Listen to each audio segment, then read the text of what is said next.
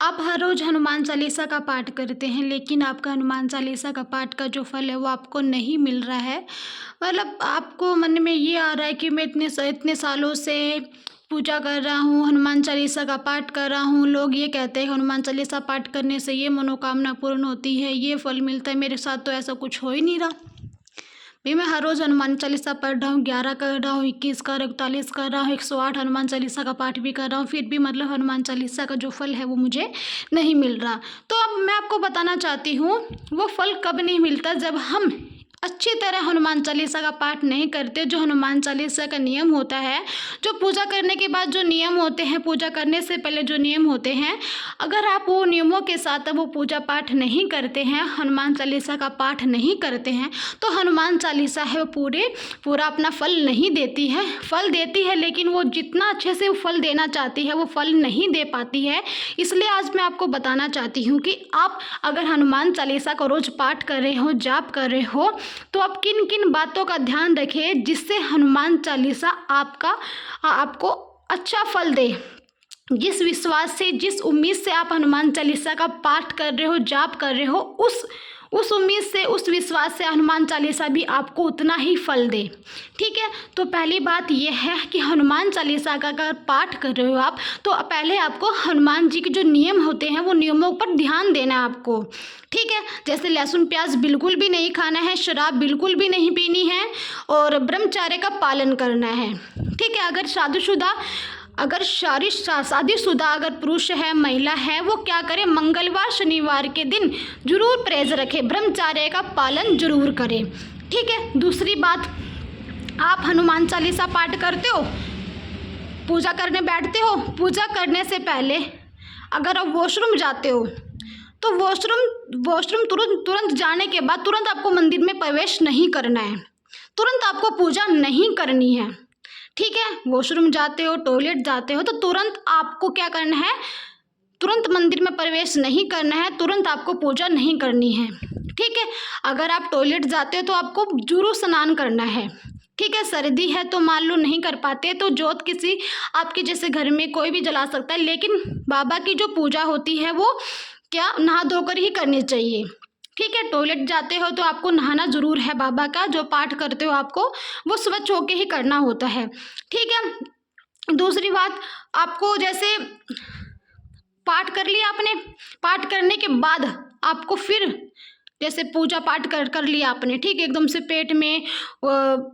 पेट खराब हो जाता है किसी का, तो बीच में आप उठ जाते हो, फिर आप दोबारा आते हो, तो आपको ऐसा नहीं करना। ठीक है, या तो आप वो चीज़ पहले ही करके बैठो, अपना नहा धो के अच्छे से बैठो। ठीक है, ताकि आपकी जैसे पानी कम पियो, ताकि आपको वॉशरूम ना आए। ठीक है, कम खाओ ताकि पेट गड़बड़ ना हो, कुछ भी ऐसा ना हो। पूजा पाठ कर ली आपने, फिर आप वो बाथरूम जा रहे हो। ठीक है, तो क्या होता है, इससे हमको फल नहीं मिलता, क्योंकि जो हम पूजा पाठ करते हैं, जो हमारे साथ जो हमने जो जाप किया है, ठीक है, जो पाठ किया, उससे क्या होता है, हमारे शरीर में जो ऊर्जा होती है वो प्रभावित करती है, हमारे अंदर जैसे धीरे धीरे आने लग जाती है, हमारे जो ऑरा बनाना शुरू कर देती है।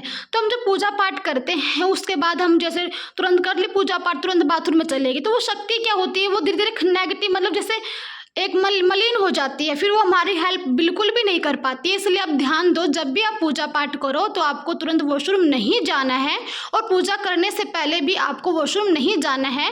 ध्यान रहे कि आप 10-15 मिनट का गैप रहे।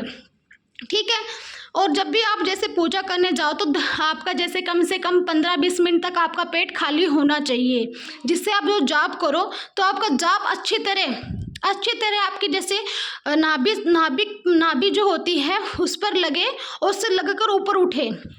अगर आप ज़्यादा खा लेते हो तो आपको जाप करते समय नींद भी आएगी। ठीक है, आपका ध्यान पूजा पाठ में नहीं लगेगा, उबासियाँ आएंगी ज़्यादा। ठीक है, नींद का एहसास होगा, इसलिए अपना पेट को ना थोड़ा खाली करके ही पूजा पाठ करना बैठना। ठीक है, तीसरी बात, आपकी शायद उच्चारण में कोई गलती नहीं होनी चाहिए। ध्यान से आपको अपने जो पाठ है, जैसे रटना नहीं होता हनुमान चालीसा का पाठ, अगर आप हनुमान चालीसा का पाठ कर रहे हो तो बुक लेकर अवश्य करें, बुक लेकर ही अवश्य करें। एक एक लाइन कर करके आप हनुमान चालीसा का पाठ करें और फील करें कि हाँ, जैसे जय हनुमान ज्ञान गुण सागर, मतलब हनुमान जी ज्ञान गुण सागर, आपको पता है इसका अर्थ, सब कुछ पता है।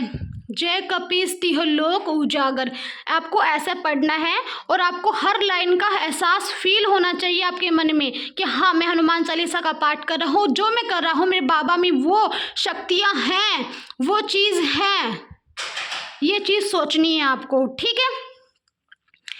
दूसरा, अगर आप पूजा पाठ करते हो, फिर आप लोगों को गाली गलौज करते हो, दूसरों के मन में दूसरों के लिए बुरा सोचते हो, आपका मन बिल्कुल शांत होना चाहिए, आपका मन अच्छा होना चाहिए, दिमाग में किसी के लिए भी गलत विचार बिल्कुल भी नहीं होने चाहिए, ठीक है।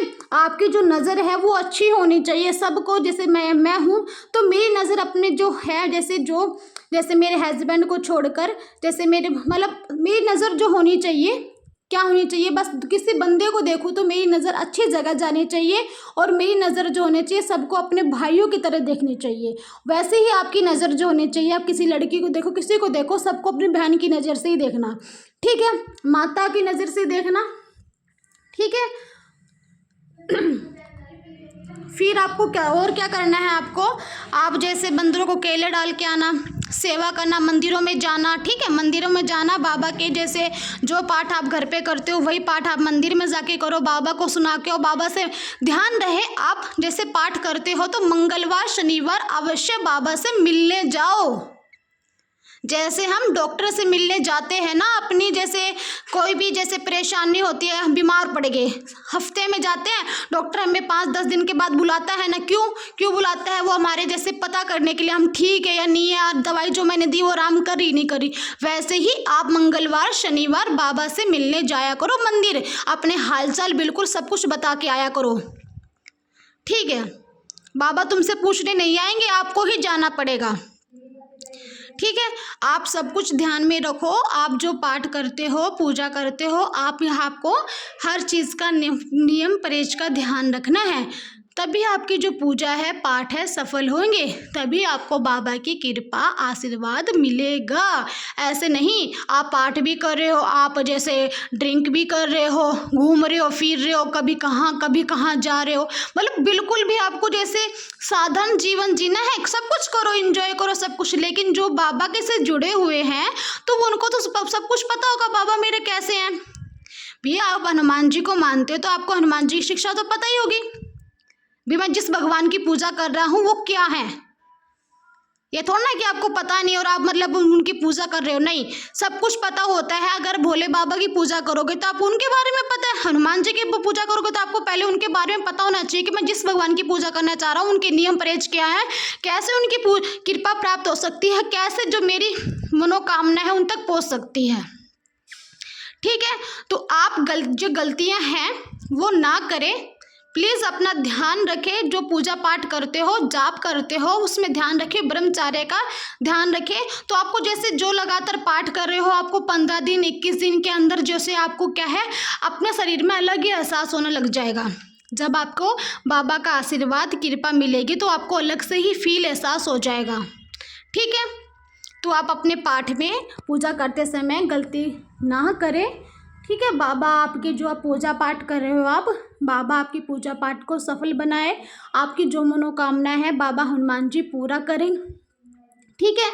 जय श्री राम आप सभी को, जय सीताराम।